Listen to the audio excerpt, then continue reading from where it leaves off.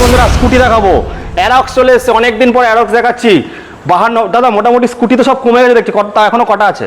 দেখেন, সত্যি বলতে কি আমার এখানে অ্যাকচুয়ালি স্কুটি সবচেয়ে বেশি থাকে, মানে সবসময় 50টা স্কুটি স্টক থাকেই, কিন্তু এখন এই মুহূর্তে যেহেতু 22 তারিখে গাড়ির দাম একটু কমেছে, সেক্ষেত্রে গাড়ি একটু কম তোলা হয়েছে। আচ্ছা, তাই আমাদের এখন আপাতত স্টকে 40টা আছে। 40টা আছে বন্ধুরা। তো দাদা, অ্যারক্সটার জন্য কত টাকা নিয়ে আসতে হবে?